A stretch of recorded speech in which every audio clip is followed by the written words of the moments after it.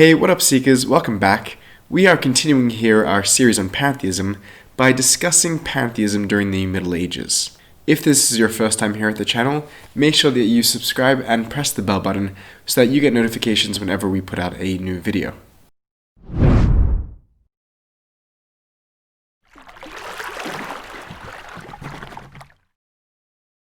Pantheism had a bit of a rough ride during the Middle Ages. Religious thinking in the West was seriously constrained by the ecclesiastical powers that be, by the Catholic Church for Christianity, and by the dominant mode of philosophical thought, Scholasticism, an attempted amalgamation of Aristotelianism and Christian thought. The story for Islamic and Jewish pantheism of the period, while sharing similar trajectories, is somewhat different, but I'd like to bracket them for the moment and focus here on Christian pantheism and get back to Islam and Judaism for their own in-depth treatments. There's a strange thing that takes place among the Christian mystics of the Middle Ages, the vanguards of pantheistic theology, where they both, almost without exception, remain loyal to the Catholic Church, and yet a great deal of them, particularly the brightest lights that speckle the history of medieval Christian mysticism, were condemned as heretical by the Catholic Church of their day, even those whose reputations later in Christianity were as cherished as fine gold, including but not limited to people like John Scotus Regina, Meister Eckhart, and Henry Suso. Quite the irony, isn't it? By the way, the reason we're only discussing Catholicism so far and haven't mentioned Protestantism is because the Protestant Reformation takes place chronologically after the Middle Ages, so during this period Protestants don't yet exist.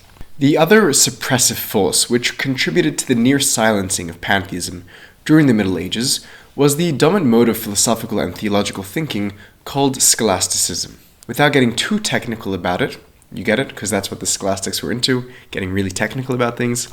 Scholasticism, in broad strokes, was the dominant school and method of doing philosophy during the Middle Ages, which tried reconciling and harmonizing Christian theology with classic Greek philosophy, which was all the rage, particularly that of Aristotle. Some of the leading scholastics, or schoolmen as they were known, you may recognize by name: Anselm of Canterbury, Peter Abelard, Duns Scotus, William of Ockham, and Thomas Aquinas most famously.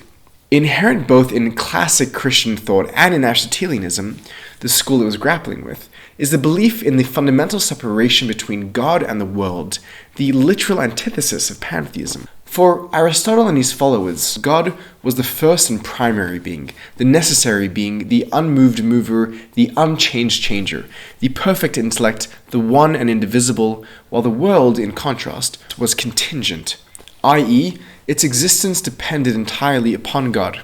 It was always changing and was a composite, imperfect, inferior being. Not much pantheism vibes there. This bifurcation, this deep ontological separation between God and world, sat well with most of Christian theology, which reinforced the Aristotelian split with the definitive categories of God as the perfect, all-knowing, all-powerful creator, and the world/humanity as the fallen, imperfect, sinful, finite creature. Again, not boding hopeful for any appearance of a unitive, boundary-blurring, empowering, and deifying pantheistic theology in the Middle Ages. Just to be transparent here for a moment, even at the risk of sounding pretentious, as a mystically inclined philosopher, or as a philosophically inclined mystic, I'm a much bigger fan of Plato and Platonism, and specifically Neoplatonism, at the masterful hands of Plotinus, than I am of Aristotelianism. And although this isn't 100% historically accurate, because of the historical confusion of certain Neoplatonic texts as Aristotelian, most notably the spuriously named Theology of Aristotle, a highly influential Arabic text during the Middle Ages, which was in fact just selections from Plotinus's Enneads, one of the greatest works of mystical philosophy ever.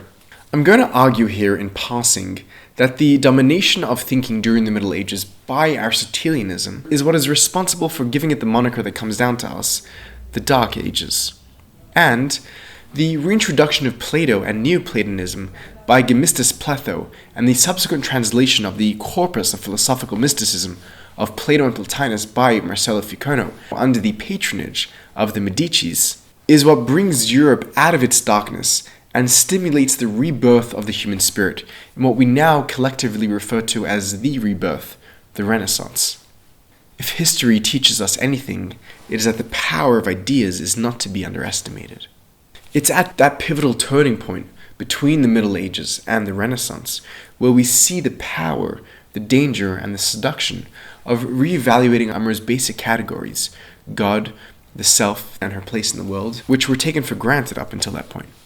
And it seems high time for a re-injection of some of that forgotten but ever-present thinking, arguing persuasively for a unified reality against destructive metaphysical narratives of fragmentation, alienation, isolation, and otherness, arguing instead for cooperation over competition, for altruism over selfishness, for compassion and care over callousness and consumerism, for unity and intimacy over bifurcation and coldness.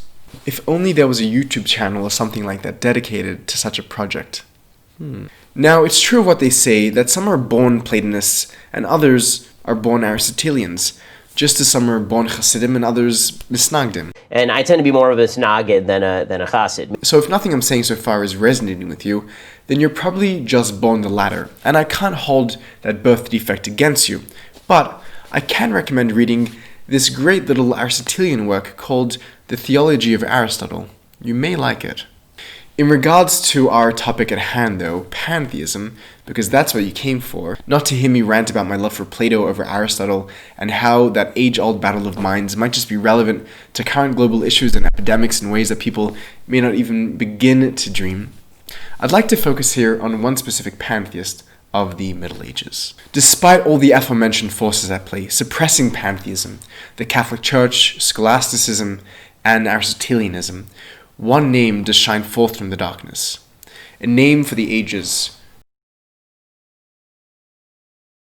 Join us next week as we discuss the philosopher who tried to end the world with a book, and until then, keep seeking.